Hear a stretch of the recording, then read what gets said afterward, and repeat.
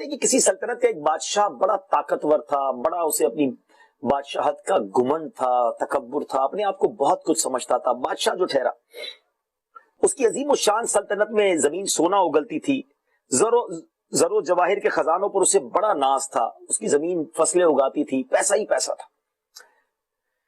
اب اسے ایک دن وہ اپنے ایک دورے پر نکلا، درباری بھی ساتھ تھے، وزیر بھی ساتھ تھے، ایک بڑا ہی مفلوق الحال غریب سا فقیر سا شخص نظر آیا جس کے کپڑے بھی بڑے پرانے تھے۔ اب بادشاہ نے دیکھا کہ ایک فقیر موجود ہے، محل کے کنارے بیٹھا ہے، تو اس فقیر سے بادشاہ نے کہا کہ تمہاری کوئی ضرورت ہو تو بتاؤ، میں تمہاری ضرورت پوری کر دوں۔ تو فقیر کے منہ سے ہنسی نکل گئی، کہتا ہے کہ باتیں تو ایسی کر رہے ہو جیسے میری ساری خواہشیں پوری کر دو گے۔ بادشاہ نے کہا تمہیں پتہ نہیں تم کس سے بات کر رہے ہو، میں اس پوری مملکت کا بادشاہ ہوں، میرے پاس خزانے بھرے ہوئے ہیں، تم کہو تمہیں کیا چاہیے؟ کہا واقعی آپ میری خواہش پوری کر دیں گے؟ کہا بالکل، جو کہو گے وہ پوری ہو جائے گی۔ کہا باقی ساری خواہشیں تو چھوڑیے، میرا یہ پیالہ بھر دیجئے۔ بادشاہ نے کہا یہ کون سی کمال کی بات ہے؟ چھوٹا سا ایک پیالہ تھا، اور بھیک مانگنے والا جو پیالہ ہوتا ہے، کشکول جس کو کہتے ہیں، سیاہ رنگ کا عام سا لکڑی کا خالی پیالہ تھا۔ بادشاہ نے بڑے کر و فر کے ساتھ وزیر کو کہا کہ اس میں اشرفیاں بھر دو، سونے کی اشرفیاں بھر دو۔ بادشاہ کے لیے تو کوئی بڑی بات نہیں تھی، وزیر نے سونے کے اشرفیوں کی تھیلی کھولی اور اس پیالے میں ڈال دی، مگر وہ پیالہ خالی کا خالی رہا، وہ غائب ہو گئی ساری اشرفیاں۔ بادشاہ نے کہا ساری تھیلیاں ڈالو، ساری تھیلیاں ڈالی، اشرفیاں اندر جاتی ہیں اور پیالہ بھرتا نہیں تھا۔ اب بادشاہ کو ضد چڑھ گئی، کہا یہ کمال کی بات ہے، فقیر نے کہا تھا تم میری بات پوری کر نہیں سکتے اور اس کا پیالہ کیوں نہیں بھر رہا؟ بادشاہ نے کہا جاؤ خزانے سے بوریاں اٹھا کر لاؤ، جب تک اس کا پیالہ نہ بھرے اشرفیاں ڈالتے رہو۔ ناظرین، صبح سے شام ہو گئی، بادشاہ کے خزانے خالی ہوتے گئے، فقیر کا پیالہ نہ بھرا۔ جب شام ہو گئی اور بادشاہ تھک گیا، اب اسے احساس ہوا کہ یہ ضد سے کام نہیں ہوگا، یہ میں کسی اللہ والے سے مخاطب ہوں۔ اب بادشاہ اس فقیر سے معافی مانگنے لگا کہ مجھے معاف کر دیں، مجھے احساس ہو گیا کہ آپ کچھ اونچی چیز ہیں، مجھے بتائیے اس پیالے میں ایسا ہے کیا کہ جو ڈال رہے ہیں وہ غائب ہی ہو رہا ہے، بھر ہی نہیں رہا ہے۔ اب جو فقیر نے جواب دیا نا ناظرین، یہ سننے والا جواب ہے۔ فقیر کہتا ہے اس میں کوئی خاص راز کی بات نہیں ہے، دراصل یہ پیالہ انسانی خواہشات سے بنا ہے، انسان کی خواہشات کبھی پوری نہیں ہو سکتی ہیں، جتنا چاہو ڈال دو، خواہشات اور تمناؤں کا پیالہ ہمیشہ خالی رہتا ہے، یہ ہمیشہ مزید کی طلب میں کھلا رہتا ہے۔ اللہ اکبر! آج ایسا ہی تو ہمارے ساتھ ہے، خواہشیں ہیں کہ ختم ہی نہیں ہوتی ہیں، شکر ہے کہ زبان پہ آتا نہیں ہے۔ ذرا غور کریں نا، ہم اپنا تھوڑا سا بیک گراؤنڈ غور کرتے ہیں۔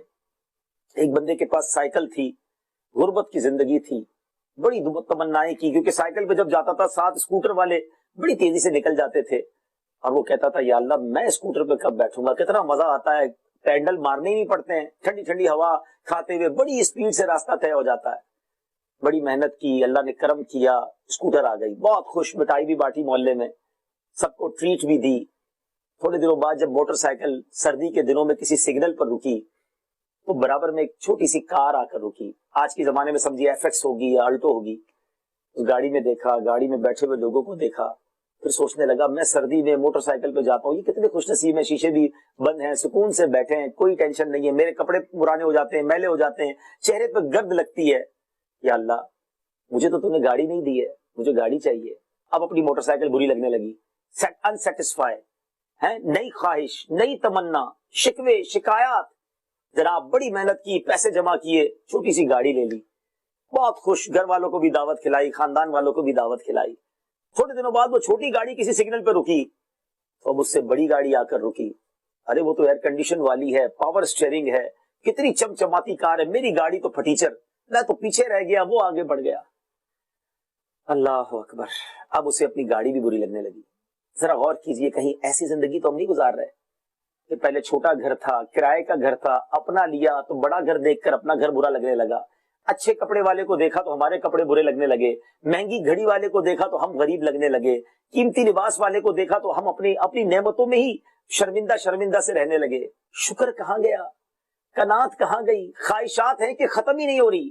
ٹرائی ٹو انڈرسٹینڈ، یہ جو خواہشات کا نہ ختم ہونے والا سلسلہ ہے نا، یہ ہمیں سیٹسفائی ہونے نہیں دے رہا، یہ ہمیں مطمئن نہیں ہونے دے رہا، یہ ہمیں ٹینشن نہیں رکھ رہا ہے۔ ہر وقت بہت کچھ ہوتے ہوئے بھی ہم پریشان ہیں کیونکہ ہم اپنے سے آگے والوں کو دیکھ رہے ہیں۔ یاد رکھیے گا ناظرین، ایسی لائف انسیٹسفیکٹری گزرتی ہے، پریشانی گزرتی ہے، کیونکہ بندے کو شکر نہیں ملتا۔ خدا کی قسم ہر وہ شخص جو مجھے دیکھ رہا ہے آپ بہت اچھی زندگی گزار رہے ہیں، کیونکہ آپ سے کمتر لوگ بھی تو دنیا میں ہیں نا، مگر یہ پرابلم ہے کہ ہم اپنے سے آگے والے کو دیکھ رہے ہیں۔ برائے کرم اگر سکھ والی زندگی گزارنی ہے، سیٹسفائی لائف گزارنی ہے، مطمئن زندگی گزارنی ہے، تو نعمتوں میں اپنے سے پیچھے والوں کو، اپنے سے کم والوں کو دیکھیں۔ آگے دیکھنا ہے تو نیکیوں میں آگے والے کو دیکھیں نا۔ ہم نے الٹا کر دیا ہے، ہم نیکیوں میں اپنے سے پیچھے والے کو دیکھتے ہیں، نعمتوں میں اپنے سے آگے والے کو دیکھتے ہیں اور پریشان رہتے ہیں۔ کوئی اگر کرائے کے گھر میں رہتا ہے اللہ کا شکر ادا کرے، یا اللہ تو نے گھر تو دیا ہے، کچھ لوگ تو روڈ پہ سوتے ہیں، روڈ پہ سونے والا اللہ کا شکر ادا کرے، یا اللہ آزاد تو ہوں، کچھ لوگ تو جیلوں میں پڑے ہوئے ہیں، ہاسپٹل کے بستروں پر بھی تو لوگ ہیں نا، اپنے ہاتھ سے کھانا تو ہم کھاتے ہیں، لوگ نالیوں کے ذریعے کھا رہے ہیں، کیوں شکر ادا نہیں کرتے؟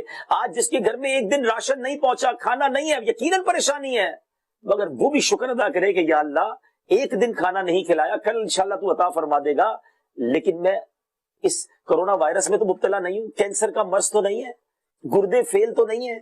اللہ نے بہت کچھ ہمیں دیا ہے، خواہشات ختم نہیں ہوں گی، جو دیا رب نے اس پر قناعت کر لو، زندگی مطمئن ہو جائے گی۔